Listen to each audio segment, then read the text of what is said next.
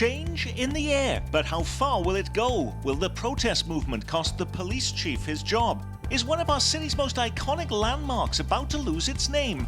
And have we now totally forgotten about the coronavirus? Plus, the biggest question of all, our schools. Is it yay or nay for heading back this fall?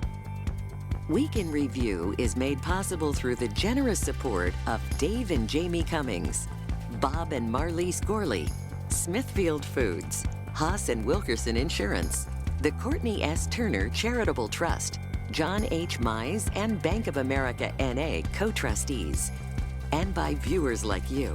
Thank you. Welcome everyone, I'm Nick Haynes. We took a break for 2 weeks to make way for our KCPT membership drive, and what happens? All hell breaks loose. So many questions. Let's get to some answers. Checking in with us is Eric Wesson, senior writer for the Call newspaper, KMBC 9 chief political reporter Michael Mahoney, 41 Action News investigative reporter Kat Reed, and from KCUR News, Steve Kraske. Get ready for more protests this weekend, and they're on the move to the suburbs. These are scenes from a large rally in Prairie Village this week. While the demonstrations have shown remarkable staying power, will permanent change be harder to come by? This week, the Kansas City Council began debating a slew of measures designed to meet the protesters' demands. One would shield demonstrators from criminal prosecution, and there are promises of change to police protocols on use of tear gas, rubber bullets, pepper spray, and new oversight to require every police shooting to be reviewed by an outside agency. And then the police department and the city council now saying they've finally found the money to provide body cameras for officers. You know, I went through some of my show notes this week and found we first mentioned the push for body cams on this program in 2013. Isn't it remarkable how a few nights of street protests has so swiftly changed decision-making, Eric? 7 years of talking about that. Yeah, tearing up some buildings and some protests generally get your attention and you come up with some plans. I will be surprised if they ultimately get body cameras. Some of the demands and some of the so-called changes, I just don't see them coming, especially the review and the Citizens Review Board. I just don't see that coming. I don't think the union will allow another body to come in and oversee what police are doing. So this is not a done deal, Kat Reed? No, it's not a done deal, and implementation would take a considerable amount of time, as you have to have the technology in place, you have to come up with your policies, how this is even going to work. What type of situation would we have, though, Steve, if after all of these promises that are now being made don't end up being realized after everyone going out onto the streets for so long? Well, I think that's exactly the point here, Nick, and I'm a lot more optimistic about some of these reforms taking place right now. The pressure from the public is simply enormous right now. And when you have the donations in hand to make at least part of this happen, not every single police officer, Nick, would be covered with these new body cameras. Not every officer would have one, but most of them would. When you have the money in hand, when you have these protesters on the streets day after day, I think you can count on these cameras coming online. And Kat is right. It won't be right away, Nick, but a number of months down the road, they're going to be there. Congressman Cleaver, I remembered and did some research. In 2015, he had money, $22 million available for body cams, and it just kind of died by the wayside. So body cams aren't the ultimate answer because we've seen things happen on the cameras, and I would like to see them, but I just don't see them coming anytime within the next year or two. Michael Mahoney, not only are they talking, though, about body cameras after 7 years, we're talking about local control finally for the Kansas City, Missouri Police Department. Are those just words, or is that going to happen too? Local control might happen, but local control is not the panacea, nowhere close. Would it require, though, an election for that to happen, though? This is not something the mayor just proclaims we're going to do, though, right, Kat? So there are two ways that local control could happen. Either the legislature could change the law, or we could see a ballot initiative that would go on the statewide ballot and people could vote. That's what happened in St. Louis back in 2012 and how they changed from to get local control. Could the latest wave of unrest also lead to a renaming of the J.C. Nichols Fountain on the edge of the Country Club Plaza? One of the city's best-known landmarks has been the backdrop for the largest local protests. J.C. Nichols was a champion housing developer who also pioneered restrictive deeds that blocked people of color from moving into his developments, with statues being brought down once again in America. Is the name J.C. Nichols about to be toppled, Steve Kraske? You know, I think that's going to be a change we're going to see too. I just had Chris Good, the Parks Board commissioner, who was championing this idea of renaming the fountain on Up to Date before we taped the show today. And he is pushing really hard here. Came out with a news release this week, Nick, that automatically, that on the release had endorsement from Mayor Quinton Lucas, which is a sign of some momentum here. I think we're going to see a change here after a lot of years of this idea being talked about. I think the harder thing will be coming up with what will be the new name for the fountain. Eric, I thought that they did come up with a name. The Parks Board was weighing up calling it the Dream Fountain and even changing J.C. Nichols Parkway to the Dr. Martin Luther King Jr. Parkway. Dream Fountain is one of the proposals that Chris put forward. He was piggybacking off of Steve Kraske's idea from 3 years ago to rename that fountain and take Nichols' name off of it. The Parkway, named after Dr. King, is still, that's going to be a tough sell, I think, for leaders in the Black community because they wanted something else. But people are still talking about the airport. But I know when we did the committee meetings within the community, at least one person in each area that we went to did say change state line, J.C. Nichols Parkway, name it after Dr. King. So we might see that happen. Michael Mahoney, does that require a vote of the people? I don't think they'd want to put it to a vote and go through the same thing with that they went through with the Paseo versus ML King Boulevard. And they're going to have a couple of public hearings over the next 30 days or so on this. I look for them to try to make this move on the fountain and J.C. Nichols Parkway for the summertime. But would this just be the start, though? Because we are looking at lots of other parts of our community. I mean, for instance, we live in a county, Jackson County, named after a slaveholding president. We have Washington Square Park downtown. Will we see other moves, Kat Reed, to change other institutions, statues, and places in our community? You know, I think some could change, but I think things like Jackson County, the name of the county is not going to change. I think the issue with J.C. Nichols and the fountain is that this is the most photographed, one of the most photographed places in Kansas City. It's so emblematic of our city. When people come to visit, we put our best foot forward. And I think that's why there's the attention here. There might not be as much attention on some of the lesser landmarks throughout our community. But couldn't it be short-footed by the fact that we also have the Black clergy in this community who are interested in also still seeing the Paseo renamed after Dr. Martin Luther King, and that could actually go to a vote this year as well? It's not a common conversation anymore. And if you've driven out Paseo, you notice that the signs are still there calling it Martin Luther King Boulevard. So the clergy, if they're doing anything, it hasn't really been publicly done. It's just pretty much behind the scenes what they're working on. But again, they wanted a street that would be in the community where people of color drive. We don't really go to the plaza a lot unless it's for a protest or something along those lines. Eric, you're a classic skeptic, like you always are. I think that the Nichols Fountain is not going to be the Nichols Fountain very much longer. I wouldn't be surprised if it was changed by next week when we do the show again. I wouldn't be, but the Parkway part, J.C. Nichols Parkway, I think that's going to take a little buy-in from the Black clergy in Kansas City, and them I know really well. Yeah, and Eric, you already gave kudos to Steve Kraske, who came up with this idea, 3 years ago in a column in the Star, and people thought, well, where is this coming from? But at that time, there was a concern about whether we should have perhaps a compromise, that we'll put a nameplate there that illustrates the history of J.C. Nichols. We don't have to change the name. We're going to give people context for understanding who this was. That's not still on the table, Steve? Well, I think it's probably still on the table. A couple of callers today, in fact, even mentioned that idea. But again, I think there is so much momentum, so much stored up, fervent passion in our community right now to see some change. This one is an easy apple to pick off the tree, Nick. I think that's where the Parks Board is going to go. I think Eric might be rushing it a little bit. I'm not sure it's going to happen in a week or two, but by the end of the summer, I'll make a prediction now. The name's gone. You know, another big But question. Sorry, Eric. is it gonna change the mentality that some people have here?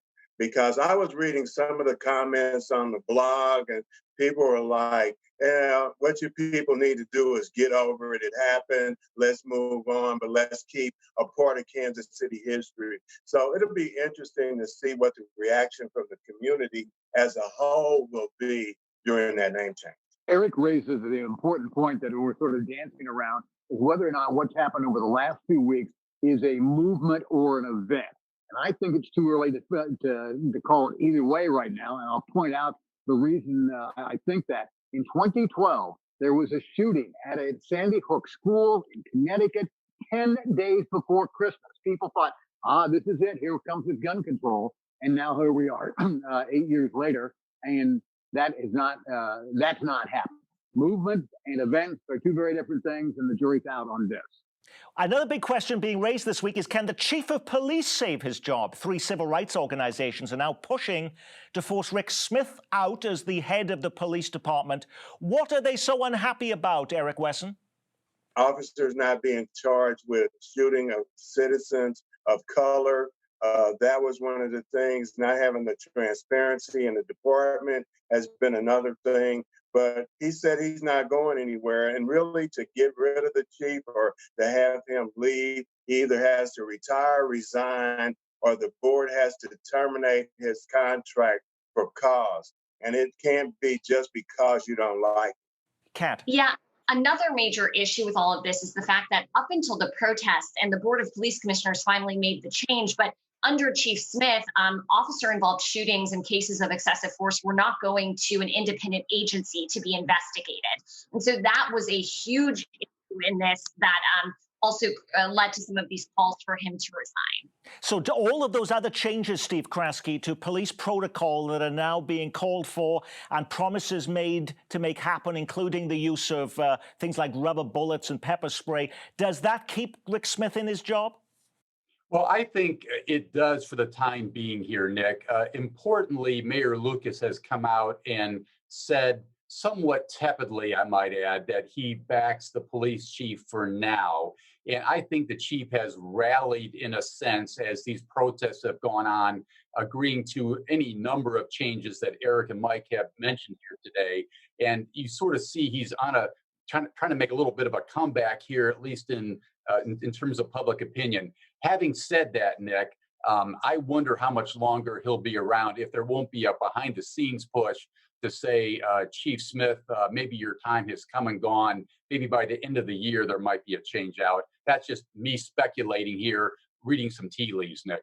I don't think that Smith is in jeopardy of losing his job, and I don't think he's going to be in jeopardy of losing his job at the end of the year. What is interesting to Steve's point there is that yet again, this story is evolving. It went from protest to police reform to Smith on the hot seat. And now just in the end of the week, Quentin Lucas comes out with an open letter to the cops. And one of the things he said in there is, cops, you have more support than you think from more corners than you know. Isn't it astonishing how things have changed in such a short period of time? Just a few weeks ago, local television stations were heralding the police as everyday heroes for keeping us safe during the pandemic. Thousands gathered outside of the funeral for a fallen officer. Kids were getting headlines for bringing cookies to police stations. Now the police union says some officers want to resign, and stores are asking officers in uniform not even to enter, and some businesses that donated items to support police no longer want their names mentioned. That's a mammoth change of opinion in a very short period of time, Kat. The pepper spray, the rubber bullets, some of the videos that are now being investigated. I think that how widespread, how much those videos were shared really changed some opinion. And those videos even got national attention. And so I think that plays into it. And also that large support that did come off the loss of a law enforcement officer. And I do think the community rallies around law enforcement when someone is lost. But I think that the tide is kind of changing right now. And Michael Mahoney, it was your station, Channel 9, that was running the stories about the police officers who've just fed up. They were ready to quit. But did that really happen? I don't see any evidence of it right now. Your point, Nick, here is right on it. Kat as well. This is a whipsaw story. I mean, events all across the board in America and in Kansas City this year in 2020 are moving at a speed that I don't think those of us in the news business have seen for a while. Can I add one other thing, Nick? Of course you can, Eric. One of the things that is kind of interesting around these events is the conversation about an independent police review officer-involved issues, assault, shooting. So my question is, and nobody's been able to answer that, is when would the independent investigators come into play? As soon as the event happens? Because that's when the investigation happens. Or are they going to review what the police have already done? That's a pointless thing. So when you have a police shooting, is the FBI going to start taking those actions now and investigating it? What is that really going to look like? Or is it just something that sounds good to the general public? I was just going to say, and I think maybe there's going to be more discussion about those details being fleshed out on June 16th at the Board of Police Commissioners meeting. They're talking about the guidelines for when things are escalated, but I think they've talked about severity rather than timeline. And I think that that's an important question to be answered. Steve. You know, I think it wouldn't be the worst idea in the world, Nick, for the public to sort of sit back and really think for a moment about how it treats its public servants. Police officers suddenly are in the same category as public school teachers. We expect so much. We expect them to be perfect. And in many cases, they should be. We should expect more than what we've gotten in some cases. But having said that, these are people too. We expect maybe too much of our teachers sometimes. We should maybe rethink about how we're really feeling about our police officers. For the first time since stay-at-home orders were imposed in March, another news story has finally eclipsed the coronavirus. The protests around the country have knocked COVID-19 off the front page, while there was so much alarm that earlier mass protests over stay-at-home orders could threaten public health and lead to a deadly outcome. Have those concerns now evaporated when thousands take to the streets to demand social justice, Kat? No, I don't think the concerns have evaporated. We're still within the window where we could see an uptick in cases because of these gatherings. Mayors, governors around the country are calling attention to this. People were saying if you were out there, you should get tested, or you should try to quarantine yourself if possible. I think that some of it's dependent on, at least the crowds were outside, so you're in the open air. That lessens transmission, but when people are shouting, protesting, that could increase the likelihood of transmission. And I saw pretty mixed use of masks in the gathering. Some people were wearing them, some people were not. So I think time is going to tell what will happen here. But is the concern over that less than it was when we had other people coming in March to ask their governors and mayors to open the community back up and to save their businesses, Michael? Yeah, it is. It seems like those folks were getting busted at that time, at least in public opinion, for not wearing masks, and it was in a very different environment as opposed to the protest right now. Now, of course, here in the last week on Thursday, the governor of Missouri eased some of the restrictions on reopening business. Kansas is pretty wide open now, not completely. We will see, as Kat indicated, keeping a close eye on the statistics. The people who believe that there's been an overreaction to it look at the hospitalization numbers and say, look, there are plenty of beds. I don't know if that's the correct criteria to be evaluating this on, but there is a sense that this is passed on, and I think it's too early to make that evaluation. Steve. I could not agree more, Nick. I think there's a distinction to be made here. People want to see this go away. They're tired of it. They're tired of living under quarantine. But that's very different than what the reality is out there. Nearly 2 million cases of the virus today in America. Almost twice the number of Americans have died from this than were killed in all the years of the Vietnam War, Nick. The second wave may be coming. This thing, I'm sorry to say, it's not going away. Well, that brings us to our next topic, which is late last week, the governor of Kansas saw her emergency powers restricted in a special session of the legislature. And no longer does Laura Kelly have the power to unilaterally close schools as she did this spring. Now she requires the permission from the elected Kansas State Board of Education. So does that change make it a foregone conclusion that classrooms will reopen for students starting in August, Kat? Well, right now the plan is to reopen in August. They're coming up with plans to see how they can make this safe for students, but it's going to be very expensive. Kansas will be receiving $85 million from the CARES Act to use in terms of coronavirus expenses with education. But you have to think about busing. You know, how are you going to separate students on buses in classrooms? So I think it's going to be a very, very complicated situation for everyone to figure out. Michael. And here's the thing that I think we should all keep our eye on between now and when school starts, and it's this.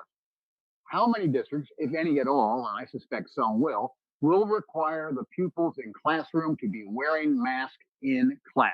It's happening already in some districts, and I think that the administrators of the school districts around here are probably going to have to make that same decision. And I'll bet a bunch of them do say, we think we ought to have the masks on the kids in the classroom, and that will be a nightmare for teachers who are already frustrated when kids don't bring pencils to class, much less, oh, I forgot my mask. Eric, on the Missouri side, are districts also ready and prepared to get back to school, starting actually in August? Yeah, I think they're trying to put together plans. We got a notice. My kids are in the Raytown Independent School District, and there was a plan and an idea that they would have half days. They would have some of the kids come in the morning and the other half of the kids come in the afternoon. That is one way that they're thinking about preventing it. But as a parent, I'm still leery of my kids going to school, whether they're wearing masks in school or not, unless they're going to do something to guarantee when the kids come in, they check their temperature, whatever they need to do to make sure that that kid is okay. But those costs, though, for school districts are punitive for many school districts in Kansas and Missouri, Steve. To buy all of this for all of the different schools, they don't have the money for it right now. That's right, Nick. This is going to cost these districts hundreds of thousands of dollars. I just talked to the North Kansas City school superintendent. I think he said $300,000 for sanitation, extra wipes, that kind of thing. And of course, this comes at a time when Governor Mike Parson and the Missouri General Assembly have cut funding to schools, not added more funding for the pandemic. So very difficult situation for school superintendents all across the metro. Now, when you put a program like this together every week, you can't get to every story hitting the headlines. What was the big story we missed? Ivanka Trump calls out the cancel culture after Wichita State blocks her from making a virtual graduation speech. The Jackson County Sheriff calls for a statewide registry of officers fired for misconduct. He says it'll stop bad cops from job hopping. Missouri Senator Josh Hawley now calling for a civil rights probe into how states restricted religious gatherings during the pandemic. Lee Summit swears in its first black school board member while protesters outside demand more diversity and inclusion in the district. And 4 months after Crosby Kemper left KC for Washington, Kansas City Libraries pick a new leader. John Herron is his name. He's the interim dean in the College of Arts and Sciences at UMKC. Did you pick one of those stories or something completely different, Kat Reed? I'm going to have to go with Lee Summit. I think that district has been ready for a major reckoning for the past few years. I think having a woman of color on the school board is going to be great for that school board. And I think we're going to continue to see more calls for equity in Lee Summit. Eric Wesson. I'm going to say the showdown that's coming between Jackson County Sheriff Daryl Forte and Mike Sharp. He has decided to run. There was a Facebook post a few days ago about there being an investigation. People are concerned about, well, how did Mike get out of all of that stuff he was involved in to have him resign in the first place, and then he comes in like he's got a clean deal. So I think that's a story that needs to have a conversation. Michael. I think it's Josh Hawley calling for some consideration about the gatherings of religious organizations versus the size of the protest, because I think that Josh Hawley has put the training wheels on the Hawley for President campaign in 2024, and this is part of it. Steve Kraske. I picked two things here, Nick. The new head of the library system is going to be John Heron, a dean over at UMKC. The library got a good one. I've worked with John here on campus. I picked something completely different this week, Nick. Patrick Mahomes, his decision to stand up and proclaim Black Lives Matter at the very moment he's arriving on the national scene as a pitchman for any kind of cause that you might have is just remarkable to me. He could have sat in the background and taken a flyer on this thing, as so many athletes have done. He chose to stand up. And that is our Week in Review. Our thanks to our news reviewers, KCUR Steve Kraske, The Cole's Eric Wesson, and from 41 Action News, Kat Reed, and KMBC 9 News, Michael Mahoney. And before we leave you, we want to let you know about a program we are working on for next week. At a time when impassioned protesters are demanding an overhaul of police departments and the justice system, there's renewed demand for systemic economic change to uplift millions of Americans in communities that have been left behind. The president is heralding opportunity zones as the greatest new tool to save distressed neighborhoods. These deserving communities have not known opportunity in a long time. But how much do you know about these O-zones and who stands to gain? Does Kansas City? KCPT follows the money Thursday night at 7. I hope you join me for that. Until next week, from all of us here at KCPT, keep calm and carry on.